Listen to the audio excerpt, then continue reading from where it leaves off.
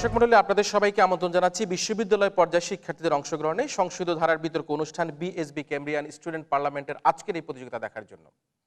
আমাদের আজকের এই সংসদে এই মক পার্লামেন্টে যে বিষয় নিয়ে দুটি প্রধান বিশ্ববিদ্যালয় বাংলাদেশের তারা তর্কযুদ্ধ অবতীর্ণ হবে, তার সেই বিষয়টি হচ্ছে গিয়ে যুদ্ধ অপরাধীদের বিচার প্রক্রিয়ায় কোনো অস্বচ্ছতা নেই, যেটি সরকারের পক্ষ থেকে প্রস্তাব তোলা হবে।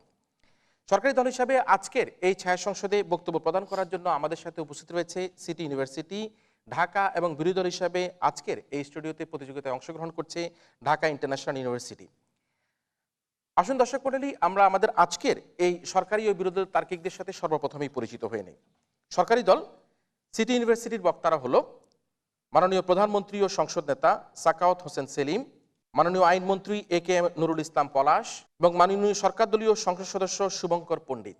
অন্যদিকে বিরোধী দল ঢাকা ইন্টারন্যাশনাল ইউনিভার্সিটির বক্তারা হলো মাননীয় বিরোধী দলীয় নেতা মোহাম্মদ আজিজুর রহমান খান, মাননীয় বিরোধী দলীয় উপনেতা মোহাম্মদ মশিউর রহমান এবং মাননীয় বিরোধী দলীয় সংসদ সদস্য মোহাম্মদ ইমরান হোসেন। আমাদের আজকের এই মক পার্লামেন্টের যে তিনজন সম্মানিত বিচারক আমাদের সাথে আজকের এই বিচার কার্য সম্পাদন করবে, এবার আমরা তাদের সাথে পরিচিত হব। আমাদের সাথে সম্মানিত বিচারক হিসেবে উপস্থিত রয়েছেন গণপ্রজাতন্ত্রী বাংলাদেশ সরকারের যুগ্ম সচিব জনাব নুরুল ইসলাম, রয়েছেন অধ্যাপক নাজদিন সুলতানা, চেয়ারম্যান প্ল্যান্ট প্যাথোলজি বিভাগ, শেরেবাংলা কৃষি বিশ্ববিদ্যালয়, এবং আরও রয়েছেন নর্থ সাউথ ইউনিভার্সিটির সম্মানিত রেজিস্ট্রার মোহাম্মদ শাহজাহান। সম্মানিত বিচারক মণ্ডলী, যে সকল বিষয়ের উপর নম্বর প্রদান করবে তা হবে প্রস্তাব, কৌশল ও দলীয় অবস্থান ব্যাখ্যা 5, উপস্থাপনা 5, উচ্চারণ ও বাচন ভঙ্গি 5, তথ্য 5, যুক্তি প্রয়োগ 5 এবং পয়েন্ট মোকাবেলা 5। আজকের এই বিতর্ক প্রতিযোগিতাটি পর্যবেক্ষণ করে বিতর্কিকদের বক্তব্যের আলোকে বক্তব্য প্রদান করার জন্য আমাদের সাথে আমাদের এই স্টুডিওতে উপস্থিত রয়েছেন বাংলাদেশের সাংবাদিকতার দুই প্রধান ব্যক্তিত্ব, দুই প্রধান নেতা। আমরা তাদের সাথে এবার পরিচিত হব। আমার ডানে রয়েছেন বাংলাদেশ ফেডারেল সাংবাদিক ইউনিয়নের সাবেক সভাপতি ও ইন্টারন্যাশনাল প্রেস ইনস্টিটিউটের ভাইস চেয়ারম্যান জনাব মঞ্জুরুল হাসান বুলবুল। আমরা জোরে সম্মানিত মঞ্জুরুল হাসান বুলবুলের জন্য তালি দিব।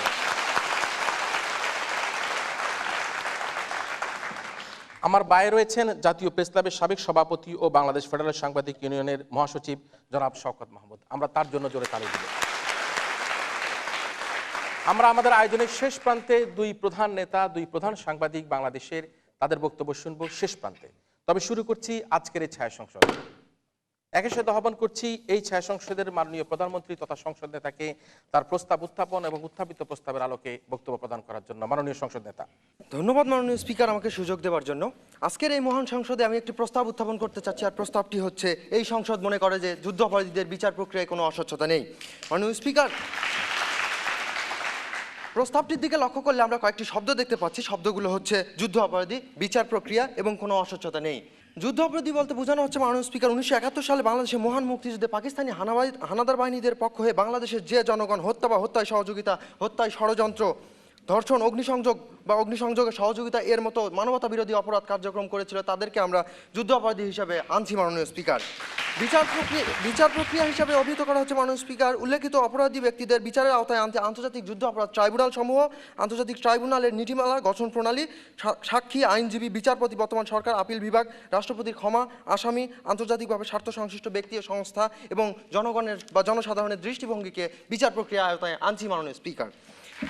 কোনো অস্বচ্ছতা নেই বলতে বোঝানো হচ্ছে মাননীয় স্পিকার আন্তর্জাতিক রাজনৈতিক এবং ব্যক্তিগত স্বার্থ চরিতার্থ করার বিন্দুমাত্র কোনো অপচেষ্টা নাই মাননীয় স্পিকার। আজকের স্পিকার, আমি আপনার মাধ্যমে মাননীয় প্রধানমন্ত্রীর কাছে জানতে চাচ্ছি যে উনি বলে গেছেন যে যারা পাকিস্তানি বাহিনীকে সহায়তা করেছে তারা শুধুমাত্র যুদ্ধ অপরাধী, কিন্তু পাকিস্তানি বাহিনীরা কি যুদ্ধ অপরাধী হবে না? মাননীয় স্পিকার, উনি মনে হয় শোনেনি, আমি বলছি হত্যা বা হত্যায় সহযোগিতা বা হত্যায় ষড়যন্ত্র। মাননীয় স্পিকার, ওনাকে একটু স্বচ্ছভাবে শোনার জন্য আমি আহ্বান জানাবো। মাননীয় স্পিকার, এই প্রস্তাবের বিপরীতে আমরা তিনটি যুক্তি স্থাপন করবো। যুক্তি তিনটি হচ্ছে আইনগত দিক থেকে স্বচ্ছতা, রাজনৈতিক দিক থেকে স্বচ্ছতা এবং আন্তর্জাতিকভাবে গ্রহণযোগ্যতা। আইনগত দিক থেকে স্বচ্ছতার ব্যাপারে কথা বলতে গিয়ে প্রথমে আমি আসি, কেন আন্তর্জাতিক যুদ্ধ অপরাধ ট্রাইব্যুনালের মাধ্যমে আজকের যুদ্ধ অপরাধীদের বিচার কার্যক্রম পরিচালনা করা হচ্ছে মাননীয় স্পিকার। যেহেতু একটি আন্তর্জাতিক মানের অপরাধ এবং আন্তর্জাতিক যুদ্ধের সময় সংগঠিত হয়েছিল মাননীয় স্পিকার, তাই তাদের বিচারের আওতায় আনতে বর্তমান বাংলাদেশের ফৌজদারি দণ্ডবিধি এবং আন্তর্জাতিক যুদ্ধ অপরাধ অ্যাক্টের সমন্বিত সম্প্রসারিত রূপের মধ্যে দিয়ে আজকে যুদ্ধ অপরাধীদের বিচার কার্যক্রম করা হচ্ছে, যেখানে যুদ্ধ অপরাধীদের অংশ হিসেবে মানবতা বিরোধী অপরাধীদের আজকের বিচারের আওতায় আনা হচ্ছে মাননীয় স্পিকার। জি, একটু অপেক্ষা করুন। জি, প্রশ্ন। আপনার যুদ্ধ অপরাধীদের সংজ্ঞায় বললেন যে যুদ্ধ অপরাধী তারা যারা মানবতা বিরোধী অপরাধ করেছে, সুতরাং যুদ্ধ অপরাধী এবং মানবতা বিরোধী অপরাধের মধ্যে যে সূক্ষ্ম পার্থক্য সেটা বুঝিয়ে যান। ধন্যবাদ মাননীয় স্পিকার। এখানে আমি যুদ্ধ অপরাধী এবং মানবতা বিরোধী অপরাধীর পার্থক্য হিসাবে আমি সংজ্ঞায় সুস্পষ্টভাবে প্রমাণ করেছি। তারপরেও আপনার সুবিধার্থে আমি বলতে চাচ্ছি, এখানে মানবতা বিরোধী হচ্ছে যুদ্ধ অপরাধীদের একটি অংশ, মাননীয় স্পিকার, যে শত শত মানবতা বিরোধীদের নিয়ে একটি যুদ্ধ অপরাধ কার্যক্রম পরিচালিত হয়, মাননীয় স্পিকার। কিছু স্বাধীনতা বিরোধী মানুষ যারা আজকের এই যুদ্ধ অপরাধ ট্রাইব্যুনালের ব্যাপারে বিভিন্ন ধরনের প্রশ্ন আনছে এবং অস্বচ্ছতার কথা বলছে, মাননীয় স্পিকার, তারা চিন্তা করে, মাননীয় স্পিকার, যে আজকের যুদ্ধ অপরাধ ট্রাইব্যুনালের বিচার কার্য সম্পাদনের জন্য নাকি কোনো যথেষ্ট সাক্ষী নাই, মাননীয় স্পিকার। কিন্তু একটা অপরাধের জন্য মাত্র একটা সাক্ষী যথেষ্ট, মাননীয় স্পিকার। কিন্তু বর্তমান বাংলাদেশে যুদ্ধ অপরাধের অংশ হিসেবে মানবতা বিরোধী অপরাধীদের শত শত সাক্ষী বাংলাদেশে এখনো বর্তমান, মাননীয় স্পিকার। মাননীয় স্পিকার, বঙ্গবন্ধু শেখ মুজিবুর রহমান 37,000 যুদ্ধ অপরাধীদের তালিকা করেছিল, মাননীয় স্পিকার, যেখান থেকে 26,000 জনকে উক্ত অভিযোগে লঘুদণ্ডে দণ্ডিত হওয়ার কারণে তাদেরকে সাধারণ ক্ষমা ঘোষণা করা হয়েছে, মাননীয় স্পিকার। তার মধ্যে 11,000 জনকে, মাননীয় স্পিকার 15 সেকেন্ড সময় দেয়, 10 সেকেন্ড। 11,000 জনকে আজকে শাস্তির আওতায় আনা হয়, মাননীয় স্পিকার। তাদের বিচার কার্যক্রম আজকে আবার চালু হয়েছে, মাননীয় স্পিকার। এই স্বচ্ছ, তাই কি প্রমাণিত হয় না, মাননীয় স্পিকার, আজকের আন্তর্জাতিক যুদ্ধ অপরাধ ট্রাইব্যুনাল কতখানি স্বচ্ছ? তাই মাননীয় বিরোধী দলের নেতাদের আমাদের সাথে একমত হয়ে বলতে বলবো, মাননীয় স্পিকার, এই সংসদ মনে করে যে যুদ্ধাপরাধীদের বিচার প্রক্রিয়ায় কোনো অস্বচ্ছতা নেই। ধন্যবাদ, মাননীয় স্পিকার। ধন্যবাদ মাননীয় সংসদ নেতা তথা প্রধানমন্ত্রীকে তার প্রস্তাব উত্থাপন এবং উত্থাপিত প্রস্তাবের আলোকে বক্তব্য প্রদান করার জন্য। যুদ্ধ অপরাধীদের বিচার প্রক্রিয়ায় কোনো অস্বচ্ছতা নেই এ বিষয়ে এবারে বক্তব্য প্রদান করার জন্য আজকের এই মক পার্লামেন্টের মাননীয় বিরোধী দলীয় নেতা মোহাম্মদ আজিজুর রহমান খানকে আহ্বান করছি। প্রথমে আমি সশ্রদ্ধ চিত্তে স্মরণ করছি আমার মুক্তিযুদ্ধের সেই মহান শহীদদের, যাদের হত্যার বিচার করতে গিয়ে যাতে অপর একটি পক্ষকে ন্যায় বিচার থেকে বঞ্চিত হতে না হয়, তার প্রেক্ষিতে আজকে আমাদের এই বিরোধিতা। ধন্যবাদ স্পিকার, বিজ্ঞ বিচারক মণ্ডলী এবং মাননীয় প্রধানমন্ত্রী কর্তৃক আজকে এই মহান সংসদে যে প্রস্তাবটি উত্থাপিত হয়েছে তা হচ্ছে যুদ্ধাপরাধীদের বিচার প্রক্রিয়ায় কোনো অস্বচ্ছতা নেই, মান স্পিকার।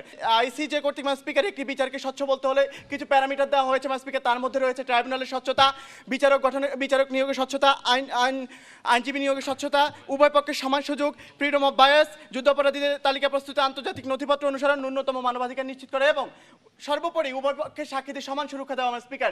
কিন্তু আজকে আমাদের সরকার দল এখানে ব্যর্থ হয়েছেন যে আমাদের যে ট্রাইব্যুনালে আজকে যুদ্ধ অপরাধীদের বিচার হচ্ছে, যে ক্রাইটেরিয়াগুলো আমরা দেখিয়ে যাচ্ছি, মান স্পিকার, তাতে কোনো একটিরও স্বচ্ছতা নেই, মান স্পিকার। তাই আমরা বলতে চাই যে আজকের এই বিচার প্রক্রিয়া একটি অস্বচ্ছ বিচার প্রক্রিয়া, মান স্পিকার। মাননীয় ভিতরে অপেক্ষা করুন। জি, মাননীয় মন্ত্রী। আজকে মহান সংসদে মাননীয় প্রধানমন্ত্রী যে সংজ্ঞায়নটি করেছেন, মাননীয় বিরোধী দলের নেতা আমাদের সংজ্ঞায়নকে মেনে নিলেন কি নিলেন না, আমি সেটি জানতে চাচ্ছি। মানে স্পিকার, আমরা মাননীয় প্রধানমন্ত্রী কর্তৃক যে সংজ্ঞায়নটি করা হয়েছে, আমরা তার স্পষ্ট গঠনমূলক সমালোচনা করছি, মান স্পিকার। এরপরে এই যুদ্ধাপরাধীদের যে বিচার প্রক্রিয়াটি, মান স্পিকার, সেই বিচার প্রক্রিয়া যে একটি অস্বচ্ছ বিচার প্রক্রিয়া, মান স্পিকার, তা একটি উদাহরণ যথেষ্ট, মান স্পিকার। তা হচ্ছে স্কাইপ কেলেঙ্কারি, মান স্পিকার। আজকে আন্তর্জাতিকভাবে স্বীকৃত এটি যে একটি অস্বচ্ছ বিচার প্রক্রিয়া, মান স্পিকার। মান স্পিকার, শহীদ জননীর মক ট্রায়ালের গণতদন্ত কমিশনের একজন লোককে যখন আজকে আমার ট্রাইব্যুনালের চেয়ারম্যান করা হচ্ছে, মান স্পিকার, তার কাছ থেকে আমরা কোনোভাবেই একটি স্বচ্ছ বিচার আশা করতে পারি না, মান স্পিকার, যা ন্যাচারাল জাস্টিসের ভায়োলেশন, মান স্পিকার। মান স্পিকার, যখন আজকে বিচারকের শিক্ষাগত যোগ্যতা নিয়ে প্রশ্ন উঠছে, মান স্পিকার, মাধ্যমিক এবং উচ্চ মাধ্যমিক, মান স্পিকার, তৃতীয় বিভাগ নিয়ে উত্তীর্ণ লোককে যখন আজকে আমার ট্রাইব্যুনালের বিচারক করা হচ্ছে, মান স্পিকার, তাদের আইনগত ভিত্তি নিয়ে, মান স্পিকার, আজকে আমরা প্রশ্ন করছি, মান স্পিকার। মান স্পিকার, এরপরে আরেকটি কথা হচ্ছে যে আজ যখন এটি যে একটি অস্বচ্ছ বিচার প্রক্রিয়া, মান স্পিকার, বিচারপতি নিজামুল হক নাসিম তিনি নিজে স্বীকার করেছেন, মান স্পিকার। স্কাইপি সংলাপে উল্লেখ আছে, মান স্পিকার, কে কখন কি বিষয়ে সাক্ষী দিবে তা পূর্ব থেকে নির্ধারিত। আহমেদ জিয়াউদ্দিন কর্তৃক যেসব রিপোর্টগুলো আছে তাকে তদন্ত রিপোর্ট হিসেবে ধরা, মান স্পিকার। মান স্পিকার, বিচারক ও প্রসিকিউটরদের মধ্যে অবৈধ যোগসাজশ, মান স্পিকার, এবং অভিযুক্তদের শাস্তির বিনিময়ে, মান স্পিকার, আজকে বিচারপতিকে অ্যাপিলেট ডিভিশনে, মান স্পিকার, পদোন্নতি দেওয়ার ঘোষণা আসছে, মান স্পিকার। এ থেকে প্রমাণিত হয় যে এটি একটি অস্বচ্ছ বিচার প্রক্রিয়া, মান স্পিকার। মান স্পিকার, আমরা বলে যাচ্ছি যে অ্যামনেস্টি ইন্টারন্যাশনাল বলেছে যে বাংলাদেশে যে আন্তর্জাতিক অপরাধ ট্রাইব্যুনাল পরিচালিত হচ্ছে, মান স্পিকার, তাতে আন্তর্জাতিক লেশ মাত্র নেই, মান স্পিকার। তাহলে এটি প্রমাণ করে যে এটি একটি অস্বচ্ছ বিচার প্রক্রিয়া, মান স্পিকার। মান স্পিকার, যখন অ্যাপিলেট ট্রাইব্যুনালের সংবিধান লঙ্ঘনকারী বিচারককে নিয়োগ দেওয়া হচ্ছে, মান স্পিকার, তখন আমরা তার কাছ থেকে কোনোভাবেই স্বচ্ছ বিচার আশা করতে পারি না, মান স্পিকার। সর্বশেষ বলতে চাই, যখন কোনো মন্ত্রী বলে যে আগামী ডিসেম্বরের মধ্যে 5 থেকে 6 জনকে ঝুলিয়ে দেওয়া হবে, মান স্পিকার, সেটাই প্রমাণ করে যে এটি আগে থেকে বানানো একটি বিচার প্রক্রিয়া, মান স্পিকার। এটি কখনো স্বচ্ছ হতে পারে না, মান স্পিকার। যখন শোলাকিয়ার ইমাম আজকে মঞ্চে মুনাজাতে বলে যে যারা কাদের মোল্লাকে ফাঁসির দণ্ডে দণ্ডিত করেনি, মান স্পিকার, সেই সব বিচারকরা হচ্ছে জালিম, মান স্পিকার। তাহলে এটাই প্রমাণ করে এটি একটি অস্বচ্ছ বিচার প্রক্রিয়া, মান স্পিকার। আমরা বলতে চাই এই প্রস্তাবটি যাতে এই মঞ্চের সাথে কোনোভাবে গৃহীত না হয়। ধন্যবাদ, মান স্পিকার। ধন্যবাদ সবাইকে। ধন্যবাদ বিরোধী দলীয় নেতাকে। চিরচাহিত আমাদের যে সংসদের যে আমরা দেখেছি প্র্যাকটিস, বিরোধিতা করা এবং সেই একই কাজ আজকের বিরোধী দল আজকের এই প্রস্তাবকে প্রত্যাখ্যান করেছে এবং এই প্রস্তাব যাতে সংসদে গৃহীত না হয় সে আহ্বান জানিয়েছে। আমরা ফিরে আসছি সরকারি দলের দিকে। আমরা আহ্বান করছি আজকে যুদ্ধাপরাধীদের বিচার নিয়ে যে আমাদের এই মক পার্লামেন্ট, সেই পার্লামেন্টের আজকে উপস্থিত মাননীয় মক মন্ত্রী, মাননীয় আইনমন্ত্রীর দায়িত্ব পালন করছেন এ কে এম নুরুল ইসলামকে তার বক্তব্য প্রদান করার জন্য। ধন্যবাদ মাননীয় স্পিকার আমাকে সুযোগ প্রদান করার জন্য। আজকের মহান সংসদে মাননীয় প্রধানমন্ত্রী একটি প্রস্তাব উত্থাপন করেছে। এই সংসদ মনে করে যে যুদ্ধাপরাধীদের বিচার প্রক্রিয়া কোনো অস্বচ্ছতা নেই মাননীয় স্পিকার। পক্ষান্তরে মাননীয় বিরোধী দলীয় নেতা উনি আমাদের সংজ্ঞানকে না মেনে নিলেও উনি যে দলীয় অবস্থান নির্দেশ করেছে মাননীয় স্পিকার, আমরা তার তীব্র বিরোধিতা করছি, তীব্রতা প্রত্যাখ্যান করছি মাননীয় স্পিকার। মাননীয় স্পিকার আজকে রাজনৈতিকভাবে কিভাবে স্বচ্ছতা পেয়েছে আজকের এই বিচার প্রক্রিয়া মাননীয় স্পিকার আমি স্পষ্টভাবে আজকে সংসদে প্রমাণ করে দিয়ে যাবো মাননীয় স্পিকার। মাননীয় স্পিকার 2008 সালে নির্বাচন ইশতেহারের কথা বলতে পারে। 2008 সালে নির্বাচন ইশতেহারে বর্তমান মহাজোট সরকার কি বলেছিল? বর্তমান মহাজোট সরকার বলেছে ক্ষমতায় যদি যেতে পারে মাননীয় স্পিকার তাহলে যুদ্ধাপরাধীদের বিচারের অংশ হিসেবে মানবতা বিরোধী বিচার কার্য সুষ্ঠুভাবে ত্বরান্বিত করবে মাননীয় স্পিকার। লক্ষ্য করে দেখেন মাননীয় স্পিকার, দেশের আপামর জনসাধারণ বিশেষ করে দেশের 33% নতুন ভোটার কিন্তু মাননীয় স্পিকার এই মহাজোট সরকারকে একটি গণ রায় দিয়ে দেয় মাননীয় স্পিকার। এই গণ রায়ের ভিত্তিতে কিন্তু আজকে যুদ্ধাপরাধী জি অপেক্ষা করুন। মানে স্পিকার, যখন আমরা দেখতে পাচ্ছি যে তরুণদের ইমোশনকে কাজে লাগানো হচ্ছে নির্বাচনী ইশতেহারের মধ্যে, তখন সেই বিচারটা শুধুমাত্র 10 থেকে 12 জনের বিচার করে কি সেই বিচারের কালিমা থেকে আমরা মুক্ত হতে পারবো? এখনো তো প্রকাশ্যে দিবালোচনা তরুণদেরকে এখানে করা হচ্ছে না। আপনি যে কথাটি বললেন আপনি ভিত্তিহীন কথা বললেন মাননীয় স্পিকার। আজকে যে 33% নতুন ভোটার তারা কিন্তু আজকে মহাজোট সরকারকে একটি গণরায় দিয়েছিল মাননীয় স্পিকার। সেই গণরায়ের ভিত্তিতে মাননীয় স্পিকার আজকে কিন্তু মহাজোট সরকার যে যুদ্ধাপরাধীদের বিচার অংশ হিসেবে মানবতা বিরোধী বিচার কার্য পরিচালনা করছে সেটি কিন্তু অত্যন্ত রাজনৈতিকভাবে স্বচ্ছ মাননীয় স্পিকার। মাননীয় স্পিকার আজকে এটা তো গেল পূর্বের কথা মাননীয় স্পিকার। আজকে বর্তমান সমাজে কি প্রেক্ষাপট মাননীয় স্পিকার? দৈনিক প্রথম আলো গত 16 মার্চের 3 নম্বর পৃষ্ঠার 3 নম্বর কলামে স্পষ্টভাবে উল্লেখ করা হয়েছে যে সুশাসনের জন্য নাগরিক সুজন উনি কি বলেছেন, একটি গবেষণা করেছিলেন মাননীয় স্পিকার। সেই গবেষণায় 87% জনসাধারণ কিন্তু এই যুদ্ধাপরাধীদের বিরুদ্ধে মাননীয় স্পিকার রায় দেয় মাননীয় স্পিকার। এই রায়ের বিরুদ্ধে কি বোঝা যাচ্ছে? রাজনৈতিকভাবে পূর্বেও স্বচ্ছ ছিল, আজকে স্বচ্ছ ছিল মাননীয় স্পিকার। মাননীয় স্পিকার আজকে মাননীয় বিরোধী দলীয় নেতা যে কথাটি বারবার বলে গেলেন মাননীয় স্পিকার, যে স্পাইকি কেলেঙ্কারির কথা, স্পাইকি কেলেঙ্কারি সম্পর্কে আপনি কতদূর জানেন? আমার তো মনে হয় আপনি বিন্দুমাত্র ধারণা নেই মাননীয় স্পিকার। মাননীয় স্পিকার সেটা হচ্ছে স্পাইকি কেলেঙ্কারিতে যে বিচারপতি উনি পদত্যাগ করেছিলেন ওনার মাধ্যমে কিন্তু রায় দেওয়া হয়নি, কখনো রায় দেওয়া হয়নি। আপনি যে সম্পূর্ণ ভিত্তি মাননীয় স্পিকার আজকে আন্তর্জাতিক একটা প্রশ্ন নেই, মাননীয় মন্ত্রী অপেক্ষা। মাননীয় স্পিকার, আমাদের বিরোধী দলীয় মন্ত্রী আজকে বলছেন যে ওই বিচারপতির অধীনে কোনো রায় দেওয়া হয়নি, কিন্তু মাননীয় স্পিকার যখন একজন বিচারপতি মেনেই নিচ্ছেন, স্কাইপিতে সরাসরি বলেই দিচ্ছেন যে এই বিচারে কত অস্বচ্ছতা রয়েছে, তা কি প্রমাণ করে না মাননীয় স্পিকার? তাদের কাছে আজকে প্রশ্ন রয়ে যায় মাননীয় স্পিকার। অস্বচ্ছতার সাথে এখানে কোনো তুলনা নেই। আমাদের কথা হচ্ছে যে রায় দিয়েছেন সেই প্রক্রিয়ার মাধ্যমে অস্বচ্ছতা হয়েছে কিনা। আমার মনে হয় আপনি আপনার প্রশ্ন ক্লিয়ার করে তারপর কথা বলুন। মাননীয় স্পিকার আজকে আন্তর্জাতিকভাবে কিভাবে গ্রহণযোগ্যতা পেয়েছে আজকের এই বিচার প্রক্রিয়া মাননীয় স্পিকার? মার্কিন পররাষ্ট্র অধিদপ্তরের ভারপ্রাপ্ত প্রধান জোসেফ কালি গত 3রা মার্চ মাননীয় স্পিকার, জাতিসংঘের মহাসচিব বান কি মুন গত 4ঠা মার্চ, ভারতের রাষ্ট্রপতি প্রণব মুখার্জি গত 2রা মার্চ, এরা প্রত্যেকে বলেছে রাজনৈতিকভাবে এটি যে বিচার প্রক্রিয়া করা হচ্ছে এটি অত্যন্ত আন্তর্জাতিক মানের বিচার প্রক্রিয়া মাননীয় স্পিকার। এটিতে বিন্দুমাত্র কোনো সমস্যা নেই মাননীয় স্পিকার। মাননীয় স্পিকার পরবর্তীতে যদি কোনো সমস্যা হয় তাহলে তারা সর্বাত্মক সহযোগিতা কামনার সিদ্ধান্ত জানিয়েছে বর্তমান সরকারকে মাননীয় স্পিকার। মাননীয় স্পিকার এছাড়াও অ্যামনেস্টি ইন্টারন্যাশনাল, আন্তর্জাতিক মানবাধিকার সংস্থা, CNN, আল জাজিরা প্রত্যেকটি গণমাধ্যম কিন্তু এই যুদ্ধবাদীর যে বিচার করা হচ্ছে মানবাধিকার অংশ হিসেবে প্রত্যেক কিন্তু সরকারের পক্ষে রায় দিয়েছেন মাননীয় স্পিকার। মাননীয় স্পিকার আসা যাক আজকে মাননীয় বিরোধী দলীয় নেতা উনি বলে গেলেন মাননীয় স্পিকার যে বিচার প্রক্রিয়া করা হচ্ছে মাননীয় স্পিকার। যে আপনাকে 10 সেকেন্ড সময় দেওয়া হয়েছে। মাননীয় স্পিকার তাই আমি বলতে চাই মাননীয় বিরোধী দলীয় নেতারা আপনারা আমাদের এক কণ্ঠে বলুন যে যুদ্ধবাদের বিচার প্রক্রিয়ায় কোনো অস্বচ্ছতা নেই। ধন্যবাদ মাননীয় স্পিকার, ধন্যবাদ সবাইকে। ধন্যবাদ মাননীয় আইনমন্ত্রীকে। তিনি আবারও আহ্বান করে গেলেন তাদের পক্ষ থেকে তাদের কণ্ঠে কণ্ঠ মিলিয়ে বলার জন্য যে যুদ্ধ অপরাধীদের বিচার প্রক্রিয়া স্বচ্ছভাবে হচ্ছে। এবারে আমরা আহ্বান করব আমাদের আজকের এই মক পার্লামেন্টের মাননীয় বিরোধী দলীয় উপনেতা মোহাম্মদ মশিউর রহমানকে তার বক্তব্য প্রদান করার জন্য। ধন্যবাদ মাননীয় স্পিকার। মাননীয় স্পিকার, বাংলার একজন সন্তান হিসেবে সকল যুদ্ধ অপরাধীদের স্বচ্ছ বিচার এটি আমাদের সকলের প্রাণের দাবি, কিন্তু যাদের মাধ্যমে বিচারটি পরিচালিত হচ্ছে তাদের প্রত্যেকের পূর্ববর্তী অনভিজ্ঞতা এই বিচারকে একটি আনাড়ির বিচার হিসেবে প্রমাণ করে মাননীয় স্পিকার। মাননীয় স্পিকার, যে বিষয়টি এই ক্ষেত্রে সবচেয়ে বেশি প্রয়োজনীয় ছিল সেটি হচ্ছে একটি নিরপেক্ষ এবং চূড়ান্ত যুদ্ধ অপরাধীদের তালিকা। মাননীয় স্পিকার, 30 লক্ষ শহীদের হত্যার চার্জ কেবলমাত্র রাজনৈতিক উদ্দেশ্য প্রণোদিত 10 থেকে 15 জনের উপর কাঁধে চাপিয়ে দেওয়ার প্রেক্ষিতে বঙ্গবীর কাদের সিদ্দিকীর ভাষ্য ছিল স্বজনপ্রীতির এই বিচার আর যাই হোক মাননীয় স্পিকার কখনো স্বচ্ছ হতে পারে না। মাননীয় স্পিকার, সরকারি দলের কাছে আমার সরাসরি যেটি প্রশ্ন, তারা যে কোনো একটি উদাহরণে বিশ্বের বুকে দেখিয়ে যাক যেখানে মামলা চলমান রেখে আইন পরিবর্তন করে আপিলের বিধান রাখা হয় কেবলমাত্র নিজেদের স্বার্থ রক্ষা করার জন্য। মাননীয় স্পিকার, ক্রিমিনাল জাস্টিসের যে মূল নীতি বিয়ন্ড রিজনেবল ডাউট, যেটা ফরমার যুগোস্লাভিয়া এবং রুয়ান্ডা ট্রাইব্যুনালের স্ট্যাটিউটে স্পষ্টভাবে উল্লেখ করা হয়েছে, যেই নীতিটির অর্থ হচ্ছে প্রত্যেকটি অপরাধ সন্দেহাতীতভাবে প্রমাণ করতে হবে। এই নীতিটি মাননীয় স্পিকার বাংলাদেশের আইসিটি অ্যাক্ট কিংবা রুলসে একবারের জন্য ব্যবহার করা হয়নি। মাননীয় স্পিকার, এর চেয়ে বড় অস্বচ্ছতা তাদের আর কি প্রয়োজন? মাননীয় স্পিকার, আসামির আত্মপক্ষ সমর্থনের জন্য যে বিষয়টি সবচেয়ে প্রয়োজন সেটা হচ্ছে আইনজীবীর নিয়োগ। বিদেশি আইনজীবী নিয়োগের ক্ষেত্রে মাননীয় স্পিকার আইনের বেড়াজালের ভিতর থেকে বিষয়টাকে ফাঁসিয়ে দেওয়া হয়েছে। মাননীয় স্পিকার, বিশ্বের সবচেয়ে বড় ওয়ার ক্রাইম লয়ার মিস্টার কেভিনকে কিউসি, মাননীয় স্পিকার, তার পাসপোর্ট, তার ভিসা ক্যান্সেল করে এয়ারপোর্ট থেকে পাঠিয়ে দেওয়া হয় কিসের স্বার্থে?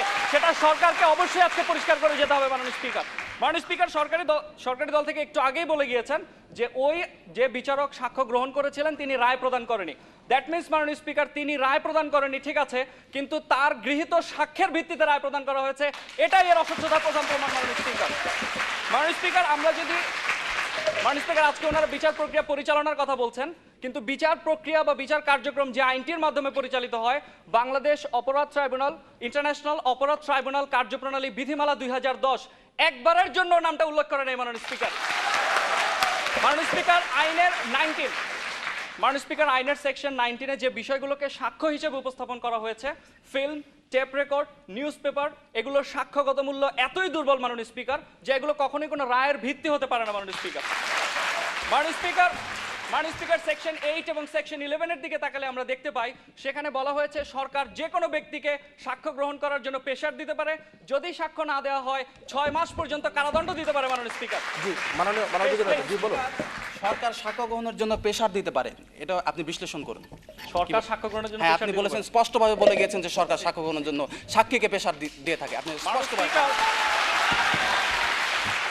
মাননীয় স্পিকার, দি ডেইলি নিউজ স্টার 13 জুলাই 2011 যেখানে প্রকাশ করা হয় সেফ হাউস নামক একটা কেলেঙ্কারির কথা, যেখানে দিনের পর দিন সরকারি সাক্ষীদেরকে রেখে মাননীয় স্পিকার ট্রেনিং দেওয়া হয়েছে।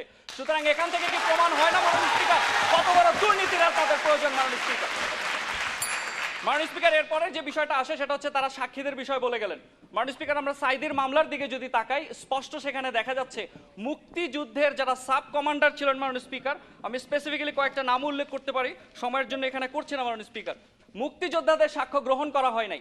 যে ধর্ষণের দায়ে তাকে শাস্তি দেওয়া হচ্ছে, সেই ধর্ষিত নারী, সেই বীরাঙ্গনা আজ ভারতে রয়েছে, তাকে সাক্ষী হিসেবে ডাকা হয়নি। মাননীয় স্পিকার, এর চেয়ে বড় অস্বচ্ছতার কি প্রয়োজন?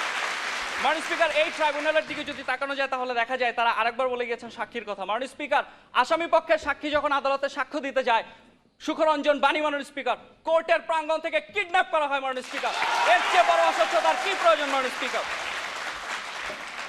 মাননীয় স্পিকার, সরকারি দলের কাছে আমার দ্বিতীয় যে প্রশ্ন সেটি হচ্ছে রুলসের 51-এর এতে মাননীয় স্পিকার 2012 সালে সংশোধন এনে বলে দেওয়া হয়েছে সরকারি সাক্ষীদেরকে যে রায় কি প্রশ্ন করতে হবে তা আগে থেকে জানিয়ে দিতে হবে। মাননীয় স্পিকার, এর চেয়ে বড় অস্বচ্ছতা? মাননীয় স্পিকার, আমি কি আরেকটু সময় পেতে পারি? 10 সেকেন্ড। মাননীয় স্পিকার, আমি সর্বশেষ যে কথাটা বলবো, ওনারা বলে গেলেন যে এজেন্ডা বাস্তবায়নের কথা।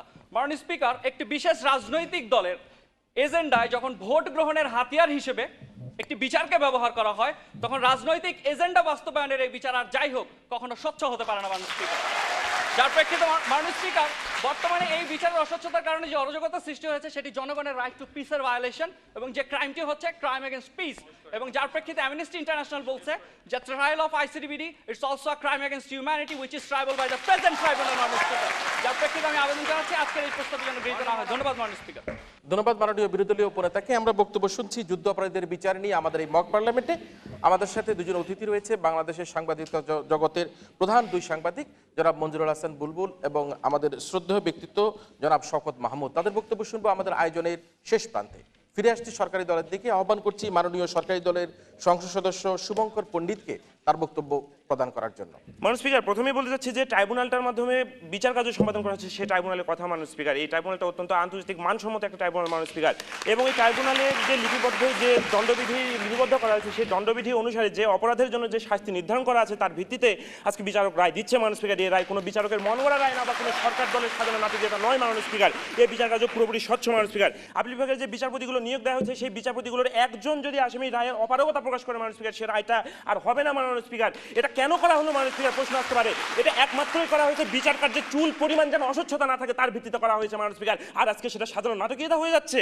একটু অপেক্ষা করুন। জি, একজন বলুন, কে বলবেন? ট্রাইব্যুনালের কথা বলে গিয়েছেন। অ্যাপেলেট ট্রাইব্যুনালে বর্তমানে যেসব বিচারকদের নিয়োগ দেওয়া হয়েছে তাদের মধ্যে থেকে একজনের বিরুদ্ধে সংবিধান লঙ্ঘনের রুল জারি করা হয়েছে মহান জাতীয় সংসদ থেকে। আপনি তার কাছ থেকে কি করে স্বচ্ছ বিচার আশা করবেন, দয়া করে দেখিয়ে দেন। বক্তা বলে গেলেন যে স্কাইপে কেলেঙ্কারির কথা বলে গেলেন এবং বিচারপতি পদত্যাগ করেছেন বলে গেছে মাননীয় স্পিকার। আমরা এরকমই যদি কোনো একটা বিচারপতি যদি কোনো অস্বচ্ছতা ধরা পড়ে মাননীয় স্পিকার, আমরা তাৎক্ষণিক সেটা ভালো করার মানে ভালো ব্যবস্থা ভালো একটা ব্যবস্থা গ্রহণ করি মাননীয় স্পিকার, যাতে তাতে অস্বচ্ছতা কোনো রকমের না থাকে মাননীয় স্পিকার। মাননীয় স্পিকার, বিরোধী দল কিছুক্ষণ আগে বলে গেলেন যে ট্রাইব্যুনালের যে চেয়ারম্যান বানানো হয়েছে উনি জাহানারা ইমামের আন্দোলনের সময় বিচার চেয়েছিলেন মাননীয় স্পিকার। তো আমি তার প্রেক্ষিতে বলতে চাই মাননীয় স্পিকার, তখন তিনি বিচার চেয়েছিলেন কেন? তখন তিনি বাংলাদেশের স্বাধীন নাগরিক ছিলেন, তখন তিনি বিচারক ছিলেন না মাননীয় স্পিকার। যারা ইমামের আন্দোলনের সময় উনি বিচার চেয়েছিলেন, বর্তমানে উনি স্পেসিফিক প্রশ্ন করুন। এটা কি ন্যাচারাল জাস্টিসের ভায়োলেশন কি না, দয়া করে দেখিয়ে যাবেন। মাননীয় স্পিকার, আমি কানে শুনে না মাননীয় স্পিকার, আমাদের কানেদের শোনার ক্ষমতা একটুও নেই মাননীয় স্পিকার। আমি বারবার বলছি উনি যখন বিচার চেয়েছিলেন তখন তিনি বিচারক ছিলেন না মাননীয় স্পিকার, তখন তিনি বাংলাদেশের সাধারণ নাগরিক ছিলেন, 7.5 কোটি নাগরিকের একজন ছিলেন মাননীয় স্পিকার, তখন তিনি বিচারক ছিলেন না মাননীয় স্পিকার। আন্তর্জাতিক ট্রাইব্যুনালে আন্তর্জাতিক বিচারের লেশ মাত্র নেই তারা বলে গেলেন মাননীয় স্পিকার। আজকে কি আমরা আন্তর্জাতিক কোনো ব্যক্তিবর্গকে বিচার করছি? আজকে আমরা বিচার করছি আমাদের দেশের নাগরিকদের মাননীয় স্পিকার। কারণ আন্তর্জাতিক যে ব্যক্তিবর্গ ছিল 195 জন, তাদেরকে পাকিস্তানে ফেরত দেওয়া হয়েছিল মাননীয় স্পিকার। আমরা প্রশ্ন করতে পারেন কেন ফেরত দেওয়া হলো মাননীয় স্পিকার? কারণ পাকিস্তানে সেই সময় আমাদের 3 লক্ষ মা বোন জিম্মি করে রেখেছিল পাকিস্তান সরকার মাননীয় স্পিকার, এবং তারা আমাদের কাছে দাবি রেখেছিল এই 195 জনকে যদি আমরা ফেরত না দিই তাদেরকে ওখানে মেরে ফেলবে মাননীয় স্পিকার। তার ভিতরে তাদেরকে ফেরত দেওয়া হয়েছিল মাননীয় স্পিকার। মাননীয় স্পিকার, তারা বলে গেলেন যে মন্ত্রীরা নাকি 5-6 জনকে ঝুলিয়ে দেওয়ার একটা নির্দেশ দিয়েছে মাননীয় স্পিকার। কিন্তু মন্ত্রীরা কি বললো তার সঙ্গে বিচার কাজের স্বচ্ছতা অস্বচ্ছতার কি সম্পর্ক মাননীয় স্পিকার?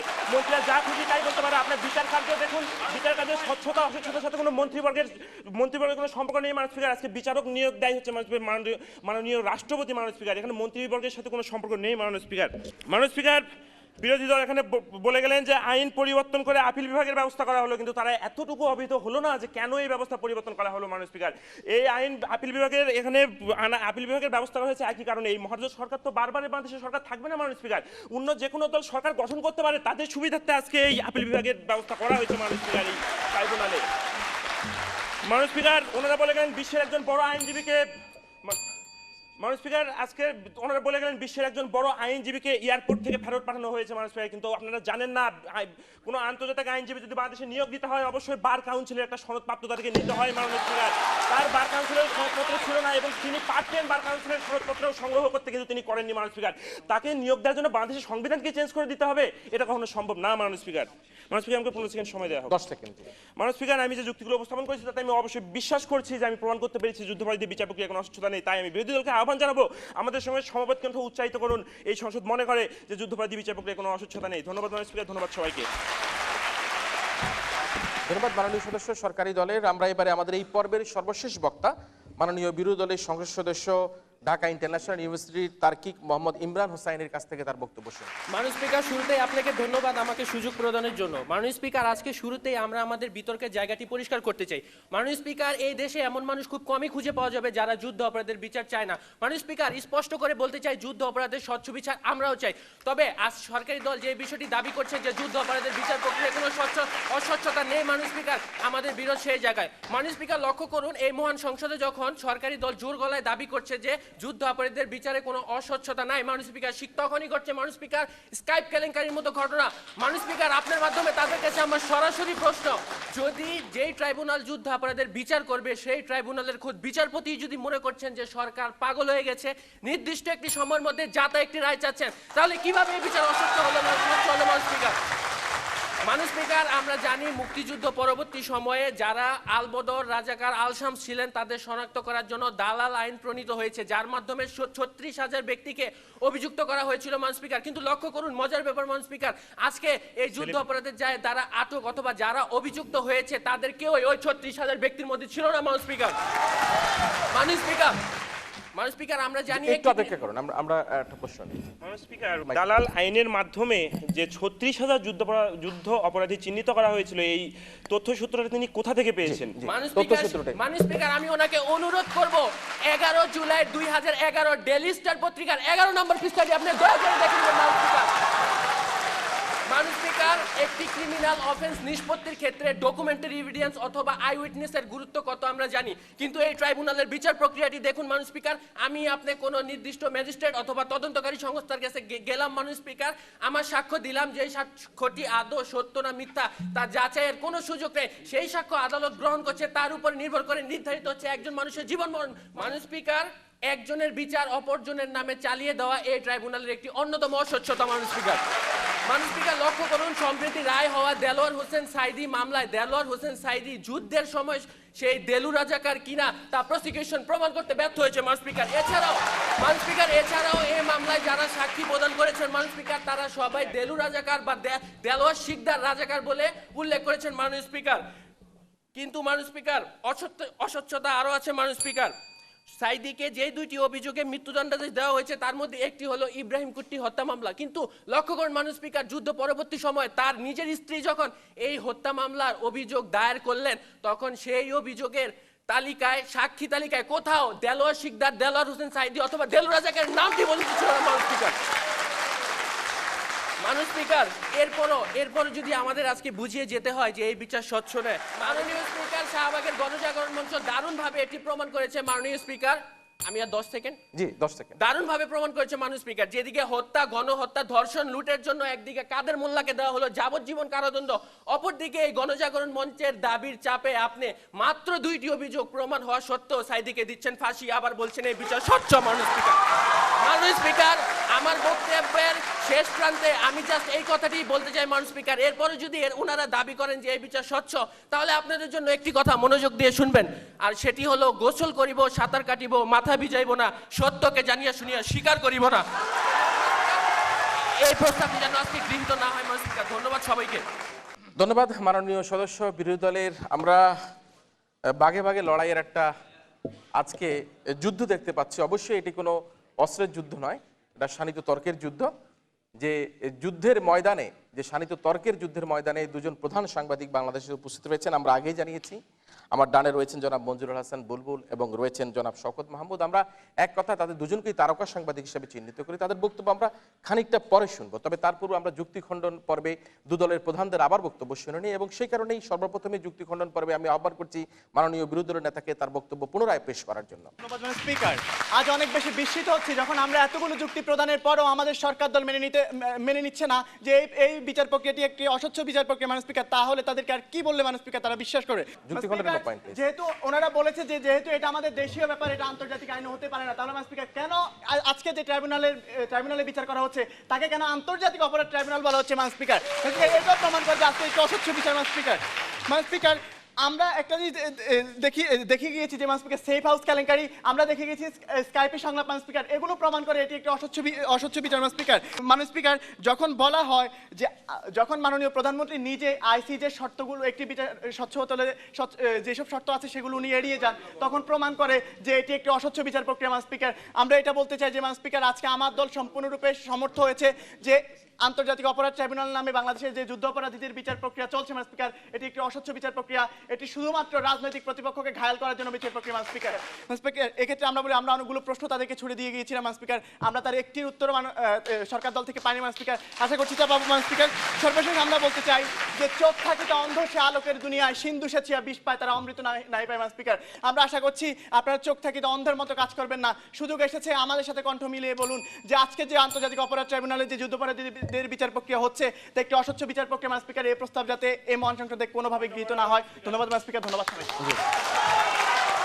এবার আমরা সবশেষে ওয়াইন্ড আপ সেশনে বক্তব্য শুনবো মাননীয় সংসদ নেতা তথা প্রধানমন্ত্রীর কাছ থেকে। ধন্যবাদ মাননীয় স্পিকার আমাকে সুযোগ দেওয়ার জন্য। মাননীয় বিরোধী দলীয় নেতা বলে গেলেন এমন একটি দেশকে দেখান যে দেশ বিচার পরিচালনার সময় তার আইন পরিবর্তন করা হয়েছে। মাননীয় স্পিকার, এ দেশে কি আইন পরিবর্তন হয়েছে? মাননীয় স্পিকার, পরিবর্তন হয় নাই। পরিবর্তন হয়েছে মাত্র একজন বিচারপতির। একজন বিচারপতি যদি ইচ্ছে করে সে পদত্যাগ করতে পারে। মাননীয় স্পিকার, মাননীয় স্পিকার, এক্ষেত্রে কি আপনারা একটা নিজের মন গড়া কথাকে এই সংসদে প্রমাণ করার চেষ্টা করছেন না? মাননীয় স্পিকার, আপনারা আপনার ছন্দের মালা নিয়ে আজকের এই সংসদে এসেছেন। মাননীয় স্পিকার, আপনারা জানেন না কাদের মোল্লা এবং দেলু রাজাকারের মামলার পুরো বিষয়টা? মাননীয় স্পিকার, যেখানে হত্যা বা হত্যার পরিকল্পনা করার জন্য তাকে শাস্তি দেওয়া হয়েছিল মাননীয় স্পিকার, মৃত্যুদণ্ড। এবং কাদের মোল্লার ব্যাপারটা যদি একটু স্পষ্টভাবে লক্ষ্য করেন তাহলে দেখবেন যে মিরপুরে যে তিনটি কসাইখানা তৎকালীন সময় ছিল, সেই কসাইখানায় উনি একজন হত্যাকারী সহযোগী হিসেবে ছিলেন। মাননীয় স্পিকার, সেক্ষেত্রে কি তিনি লঘুদণ্ডে দণ্ডিত হতে পারেন না? মাননীয় স্পিকার, মাননীয় স্পিকার, একটু লক্ষ্য করে দেখবেন সাক্ষীকে টাকা দিয়ে কেনার জন্য কে গ্রেপ্তার হয়েছে? মাননীয় স্পিকার, সরকারি দল নাকি বিরোধী দল কেউ সাক্ষী দিয়ে টাকা দিয়ে সাক্ষ্য কেনার জন্য চেষ্টা করেছে? মাননীয় স্পিকার, বলে গেলেন মাননীয় স্পিকার একটি ধর্ষণ মামলার ব্যাপারে। মাননীয় স্পিকার, সেদিনের ওই মামলায় বর্তমান দেলোয়ার হোসেন সাইদির নাম না থাকলেও দেলু রাজাকারের নাম আছে, আপনারা দেখে নেবেন। মাননীয় স্পিকার, এই সংসদ সচিবালয়। মাননীয় স্পিকার, মাননীয় স্পিকার, হলুদ সাংবাদিকতার কিছু বিষয়কে ওনারা আজকের এই সংসদে নিয়ে এসেছেন। মাননীয় স্পিকার, আমাকে 10 সেকেন্ড সময় দেওয়া হোক। হলুদ সাংবাদিকতার কোনো বিষয় যদি আজকের এই সংসদে নিয়ে আসেন, আপনারা, আমি মনে করব যে সেটাকে সঠিকভাবে ব্যবহার করতে পারছেন না মাননীয় স্পিকার। তাই বিরোধী দলীয় নেতাদের আমি আমন্ত্রণ জানাবো, আপনারা আমাদের সাথে কণ্ঠ মিলিয়ে বলুন এই সংসদ মনে করে যে যুদ্ধাপরাধীর বিচার প্রক্রিয়ায় কোনো অস্বচ্ছতা নেই। ধন্যবাদ মাননীয় স্পিকার, ধন্যবাদ সবাই। ধন্যবাদ মাননীয় প্রধানমন্ত্রী তথা আজকের এই মক সংসদের সংসদ নেতাকে তার বক্তব্য প্রদান করার জন্য। আমরা অত্যন্ত একটা গুরুত্বপূর্ণ এবং সেন্সিটিভ ইস্যু নিয়ে আজকের এই মক পার্লামেন্টে প্রস্তাব উত্থাপন করতে দেখেছি, সরকারি দলকে বিরোধী দলকে বিরোধিতা করতে দেখেছি। আমরা আজকে অতিথি হিসাবে যে দুজনকে আমন্ত্রণ জানিয়েছি, তারা প্রায় প্রতিদিনই বিভিন্ন সময় বিভিন্ন মিডিয়ায়, বিভিন্ন জনসমাগমে, বিভিন্ন তরুণদের সমাবেশে আমাদের এই রাষ্ট্রের বিভিন্ন ইস্যু নিয়ে তারা কথা বলেন। তারা জানান যে আমাদের এই দেশের সহিংসতা কী জন্য হচ্ছে এবং এই পরিহার করা যে কতখানি জরুরি, সেই বিষয়গুলো কিন্তু আমাদের সামনে উপস্থাপন করার চেষ্টা করেন। আমরা আজকে যখন এই সরকারি দল থেকে বক্তব্য উত্থাপন করা হয়, তারা দুজনেই মনোযোগ দিয়ে শুনছিলেন এবং বিরোধী দল থেকে যখন বক্তব্য উত্থাপন করা হয় তারা আবারও দুজনেই মনোযোগ দিয়ে শুনেছেন যে আসলে এই তরুণ বক্তাদের যে চিন্তা ভাবনা কি, চিন্তা চেতনা কি এবং তার আলোকে আমাদের কি সমাধানের পথ হতে পারে, এবং সে কারণেই তারা হয়তো বা কিছুক্ষণের মধ্যে তারা তাদের বক্তব্য প্রদান করবে। আমরা দেখেছি সরকারি দল থেকে যখন বক্তব্য প্রদান করতে আসা হয়, মাননীয় প্রধানমন্ত্রী সহ তার দলের সমস্ত বক্তারা তারা বলেছে যে আসামি পক্ষকে আত্মপক্ষ সমাপনের একটা সুযোগ দেওয়া হচ্ছে এবং যারা যুদ্ধ অপরাধী এই বিচারের যে কমিটমেন্ট সেটি সরকারের ছিল এবং সেই কারণে মানবতা বিরোধী অপরাধের বিচার সরকার তার কমিটমেন্ট অনুযায়ী করছে। 87% লোক একটা পত্রিকা জনমত দিয়ে বলেছে তারা যুদ্ধ অপরাধীদের বিচার চাই বলে উল্লেখ করেছে, বলেছে আস্তে আস্তে সকলের বিচার হবে। আজকে মন্ত্রীরা কি বললো না বললো তাতে কিছু আসা যায় না, বিচার প্রক্রিয়া কোনো বাধাগ্রস্ত হচ্ছে না, আন্তর্জাতিকভাবে এই বিচার হচ্ছে এবং এই বিচার নিয়ে সাধারণ মানুষের মধ্যে যে একটা জনসচেতনতা তৈরি হয়েছে সেটি কিন্তু আজকে তারা ফুটিয়ে তোলার চেষ্টা করেছে। কিন্তু বিরোধী দলের পক্ষ থেকে বিরোধী দলের নেতা সহ তার দলের সকল সদস্যরা এসে বলেছে আমরা যুদ্ধ অপরাধীদের বিচার চাই, কিন্তু এই কোন প্রক্রিয়া? স্কাইপি কেলেঙ্কারির কথা শুনতে পাচ্ছি, 5 জনকে ঝুলিয়ে দেবে বলা হচ্ছে, আমরা আমাদের যে আইনজীবীকে তাকে আমরা এয়ারপোর্ট দিয়ে আসার সুযোগ সৃষ্টি করতে পারছি না, ট্যাপ রেকর্ডার বা পত্রিকার যে আমরা বিভিন্ন তথ্য উপস্থাপন করছি এটা কতখানি জোরালো সাক্ষী হিসাবে বহন করছে, আমাদের সাক্ষীদেরকে ঠিকমতো হাজির করার সুযোগ দেওয়া হচ্ছে না, যেখানে প্রধান সাক্ষী হিসাবে ছিল ভারত অবস্থান করছেন তাকে এখানে এনে সাক্ষীর ব্যবস্থা করা হচ্ছে না। সুতরাং এই প্রক্রিয়া সম্পূর্ণ অস্বচ্ছ, আমরা এটা মানি না। এই যুদ্ধ অপরাধীদের বিচার প্রক্রিয়া যদি করতে হয় স্বচ্ছভাবে করতে হবে এবং সেই বিচারের দাবি তারাও করেছে। কিন্তু আজকের এই আসরে, এই আয়োজনে এই যুদ্ধ অপরাধীদের বিচার প্রক্রিয়া নিয়ে কথা বলার জন্য আমাদের সাথে যিনি উপস্থিত হয়েছেন আমরা জানিয়েছি আগে, জনাব Manjurul Hasan Bulbul, vice chairman International Press institute.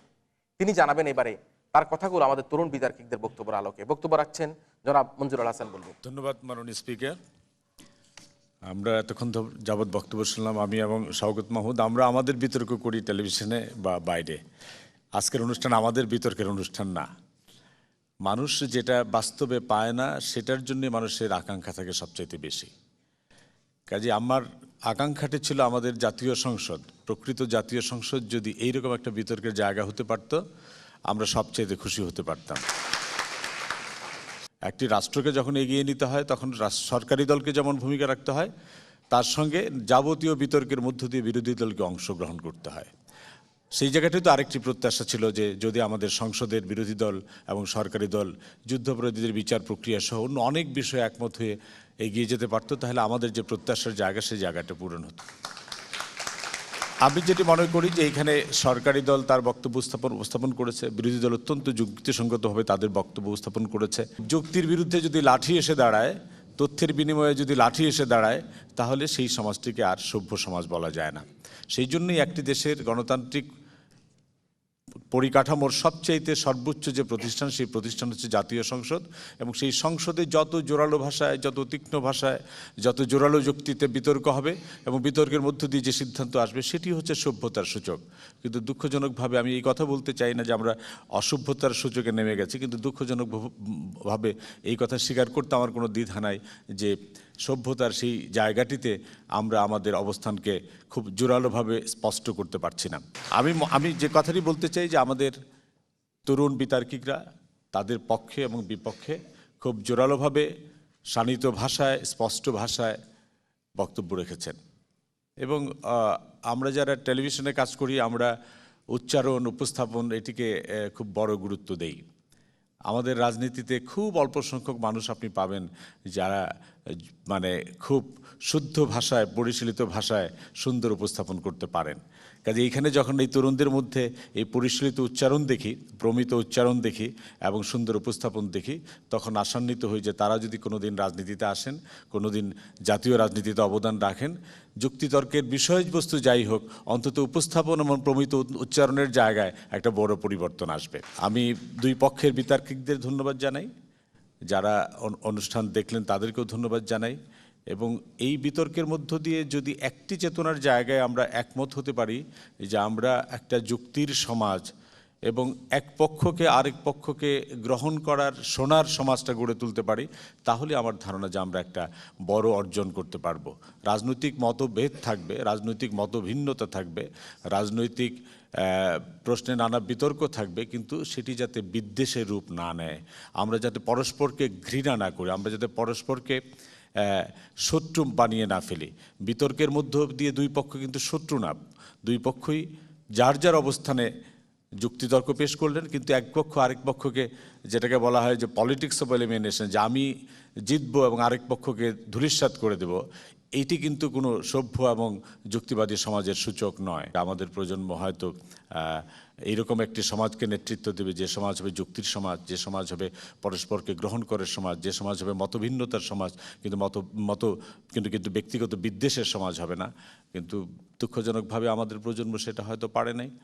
আমাদেরকে নিয়ে যারা প্রত্যাশা করতেন তাদের মতো আমরাও প্রত্যাশা করি। আজকে আমাদের সামনে যারা আছেন তারা এমন একটি সমাজ তৈরি করবেন যে সমাজ হবে যুক্তির সমাজ, যুক্তি দিয়ে যুক্তিকে খণ্ডন করা হবে, তথ্যকে তথ্য দিয়ে খণ্ডন করা হবে, এবং পরস্পরের দায়িত্বের মধ্য দিয়ে, পরস্পরকে আলিঙ্গন করার মধ্য দিয়ে, পরস্পরকে হাত ধরার মধ্য দিয়ে আমাদের সমাজ অগ্রসর হবে, এটাই প্রত্যাশা করি। আপনাদের সবাইকে ধন্যবাদ। ধন্যবাদ জনাব মঞ্জুরুল হাসান বুলবুলকে। তথ্য দিয়ে তথ্যকে মোকাবেলার আহ্বান জানিয়েছেন তিনি বলেছেন যুক্তির সমাজ গড়ার সুযোগ কিন্তু আমাদের এসেছে এবং সেই সুযোগের সন্ধানেই কিন্তু আজকে এই তরুণরা রয়েছে। আমরা আশা করব তারা আহ্বানে সাড়া দিয়ে আমরা আমাদের যে জাতির যে সমস্যা চলছে সেই সমস্যা মোকাবেলায় আমরা সকলেই প্রস্তুত হব এবং আমাদের লাল সবুজের পতাকাকে আমরা অবশ্যই আমাদের সর্বোচ্চ শিখরে উড়িয়ে আমাদের যে বাংলাদেশ, সেই বাংলাদেশের যে অবস্থান পূর্বে ছিল সে অবস্থান আমরা ফিরে আসার চেষ্টা করব। আমরা বক্তব্য শুনছিলাম মঞ্জুরুল হাসান বুলবুলের কাছ থেকে। এবার আমরা বক্তব্য শুনব আমাদের আরেকজন প্রিয় সাংবাদিক জনাব শওকত মাহমুদের কাছ থেকে। আমি আহ্বান করছি জাতীয় প্রেস ক্লাবের সাবেক সভাপতি জনাব শওকত মাহমুদকে তার বক্তব্য প্রদান করার জন্য। ধন্যবাদ মাননীয় স্পিকার। আজকে আমি অভিনন্দন জানাতে চাই যারা এই বিতর্কে অংশ নিয়েছেন এবং যারা দর্শক হিসেবে আছেন সবাইকে। আমার বন্ধু জনাব মঞ্জুরুল হাসান বুলবুল যে কথাগুলো বলেছেন তার সঙ্গে আমি সম্পূর্ণ সহমত হয়েই বলছি যে আমরা যুক্তিভিত্তিক সমাজ গড়তে চাই এবং যুক্তিভিত্তিক সমাজ গড়ার ক্ষেত্রে এই ধরনের বিতর্ক আমাদেরকে অনেকখানি এগিয়ে দেবে বলে আমি বিশ্বাস করি। আজকে যে বিষয়ে বিতর্ক হয়েছে এই বিষয়ে বিতর্কের আমি বলবো যে যুক্তি প্রতিযুক্তির মধ্য দিয়ে অত্যন্ত প্রাণবন্ত হয়েছে আজকের এই বিতর্ক অনুষ্ঠান। আমার কাছে এটাই মনে হয়েছে যে আমরা টক শোতে বা বাইরে যেই কথাগুলো বলতে পারি না, যেই কথাগুলো বলার ক্ষেত্রে বাধা আছে, সেই কথাগুলো কিন্তু আজকের এই বিতর্ক অনুষ্ঠানে উচ্চারিত হয়েছে। উচ্চারিত হয়েছে এই জন্য বলবো যে এই ট্রাইব্যুনালের গঠনের ক্ষেত্রে কিছু আইনি সীমাবদ্ধতা মত প্রকাশের ক্ষেত্রে আরোপ করা আছে। অন্য কোনো বিচারিক কার্যক্রমের মতো এই বিচারিক কার্যক্রম নয়, একটু ভিন্ন, এবং সেই জন্য এর মধ্যে একটু নিয়ন্ত্রণমূলক বিষয় আছে। তো সেই যুক্তিগুলি যখন শুনছিলাম তখন মনে হচ্ছিল যে না, আমাদের সমাজে আলোচনার প্রবাহ আছে, তথ্যের প্রবাহ আছে, যুক্তির প্রবাহ আছে, এবং সেটাই আমাদের জন্য বিশেষ আনন্দের হয়েছে। তো আমার যেই পর্যবেক্ষণ আজকের এই বিতর্ক নিয়ে, এই পর্যবেক্ষণ হচ্ছে যে এই বিচারটি স্বচ্ছ কিনা এই প্রশ্নটি উঠেছে, এবং একই সঙ্গে রাজনৈতিকভাবে স্বচ্ছ কিনা এই প্রশ্নও কিন্তু সরকারের দলের পক্ষ থেকে উচ্চারিত হয়েছে। আমার ব্যক্তিগত মত হচ্ছে যদি বাংলাদেশে রাজনৈতিক ঐকমত্যের মধ্য দিয়ে এই যুদ্ধাপরাধের এই বিচারটা আমরা সম্পন্ন করতে পারতাম, তাহলে বিচার প্রক্রিয়ার মাঝখানে আজকে এই রাজনৈতিক উত্তাপের হয়তো এত সৃষ্টি হতো না। শুরুতেই যদি আমরা একটা রাজনৈতিক মতৈক্য সৃষ্টি করতে পারতাম, সেই রাজনৈতিক মতৈক্যটা সৃষ্টি হয়নি বা সৃষ্টি করার সুযোগ ছিল না। দ্বিতীয়ত, এখানে কিছু তথ্য উপস্থাপন করা হয়েছে, যেমন বিদেশের কতগুলো রেফারেন্স এসছে যে তারা এই যুদ্ধাপরাধের বিচারকে স্বচ্ছ বলে সার্টিফিকেট দিয়েছেন। এটা আমি ঠিক এই তথ্য কতখানি তথ্য নির্ভর এটা আমি ঠিক জানি না, কারণ আমার চোখে সেভাবে পড়েনি। একই সঙ্গে আরও বলা হয়েছে কোনো দলের নির্বাচনী ম্যানিফেস্টোতে এই যুদ্ধাপরাধের বিচারের বিষয়টি উল্লেখ ছিল। আমি কিন্তু কয়েকদিন আগে আওয়ামী লীগের ওয়েবসাইটে গিয়ে দেখেছি যে আসলেই এই নির্বাচনী ম্যানিফেস্টোতে সেটা আছে কিনা, কিন্তু আমি কিন্তু সেভাবে খুঁজে পাইনি। তারপরও একটি নির্বাচিত সরকারের এখতিয়ার আছে যে বাংলাদেশের মানুষ যুদ্ধাপরাধের বিচার চায়, সেই বিচারকে সংগঠন করার ক্ষেত্রে, বিচারিক প্রক্রিয়াকে এগিয়ে নিয়ে যাওয়ার ক্ষেত্রে সেই দল দায়িত্ব নিয়েছে, এটি তারা অবশ্যই সাধুবাদ পাওয়ার যোগ্য। আমি আমার বক্তব্য আর বেশি বাড়াবো না। আমরা আশা করব এই ধরনের বিতর্কের মধ্য দিয়ে যুদ্ধাপরাধের বিচার নিয়ে যে একটি চলমান একটি বিতর্ক জাতীয় পর্যায়ে অনিষ্পন্ন আছে, সেই অনিষ্পন্ন বিতর্কের একদিন অবসান ঘটবে, এবং আজকের তরুণ তার্কিকরা যে স্বপ্ন আমাদের, অন্তত আমরা সাংবাদিকতা করে যারা এই পর্যায়ে এসেছি, আমরা কিন্তু জীবনে কখনো ভাবিনি যে কেউ সংসদ সদস্য হব, কিন্তু আপনাদের বিতর্ক দেখে আমার মনে হয়েছে যে আমরা অনুপ্রাণিত যে ভবিষ্যতে তরুণরা যেন সংসদ সদস্য হবার জীবনের এইম ইন লাইফ করে, সেটাও কিন্তু আমাদের জন্য একটা অনুপ্রেরণা হবে। আপনাদের সবাইকে ধন্যবাদ। ধন্যবাদ জনাব শওকত মাহমুদকে তার বক্তব্যের জন্য। আমরা দুই বন্ধুর বক্তব্য শুনলাম, জনাব মঞ্জুরুল হাসান বুলবুল এবং শওকত মাহমুদের বক্তব্য শুনলাম। আমরা দুজনের কিন্তু একটা জায়গায় কিন্তু একেবারে আমরা ভীষণ একটা ঐক্যমত দেখতে পেয়েছি, সেটি হচ্ছে যে আমাদের রাষ্ট্রের, আমাদের দেশের, আমাদের সাধারণ মানুষের যে একটা দাবি এই দেশকে একটা সুষ্ঠু, সুশৃঙ্খল, অসহিংস করার জন্য, সেই দাবিতে তারা কিন্তু একমত রয়েছে। বিচার প্রক্রিয়ায় অনেক মতপার্থক্য থাকতে পারে। শওকত মাহমুদ বলেছেন যে রাজনৈতিক একটা মতৈক্য সৃষ্টি করে এই ধরনের বিচার প্রক্রিয়া করা উচিত ছিল বলে তিনি বলেছিলেন। আমরা সংসদ কার্যকর করা দরকার। আমাদের এই জাতীয় সংসদে যদি আমরা সমস্ত সমস্যার সমাধান খুঁজে বের করতে পারতাম, তাহলে কিন্তু আমাদের এই যে সহিংসতা, এই যে আমাদের রেলপথ বন্ধ, রাজপথ বন্ধ, এখানে স্লোগান, সেখানে পুলিশের গুলি, পুলিশকে হত্যা, এই ধরনের কর্মকাণ্ড কিন্তু আমাদের অনেক সীমিত হয়ে আসতো, এবং আমরা আমাদের আশার যে জাগনীয় শক্তি, সেই শক্তি আমরা ফিরে পেতাম। যাই হোক, আমরা আমাদের ফলাফল এই মক পার্লামেন্টে সেই ফলাফলের দিকে ফিরে আসছি। আমরা অত্যন্ত কৃতজ্ঞ চিত্তে দুই সাংবাদিক বন্ধুকে ধন্যবাদ জানাই, এবং জোরে আমরা তাদের জন্য একটা তালি দিব সবাই।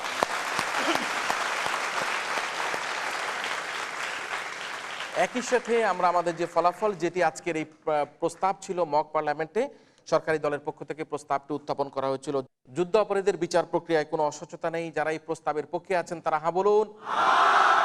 যারা এই প্রস্তাবের পক্ষে আছে তারা হা বলুন। যারা এই প্রস্তাবের পক্ষে আছে তারা হা বলুন। আর যারা আজকের যুদ্ধ অপরাধীদের বিচার প্রক্রিয়ায় কোনো অস্বচ্ছতা নেই, এই প্রস্তাবের বিপক্ষে আছে, তারা না বলুন। যারা প্রস্তাবের বিপক্ষে আছে তারা না বলুন। যারা প্রস্তাবের বিপক্ষে আছে তারা না বলুন। আমরা আমাদের আজকের এই যুক্তির লড়াইয়ে দুটি নবাগত বিশ্ববিদ্যালয়ের তার্কিকরা এখানে সমাবেত হয়েছে, অনেক তরুণ তরুণীরা এখানে সমাবেত হয়েছে, শিক্ষকরা এসছেন। এই ছায়া সংসদে আজকে যুদ্ধ অপরাধীদের বিচার প্রক্রিয়ায় কোনো অস্বচ্ছতা নেই, এই প্রস্তাবটি সম্মানিত বিচারকের রায়, এবং আমরা কণ্ঠভোট নিয়েছি এখানে। সে রায় আমরা দেখতে পাচ্ছি আজকে এই প্রস্তাবটি এই সংসদে গৃহীত হয়নি।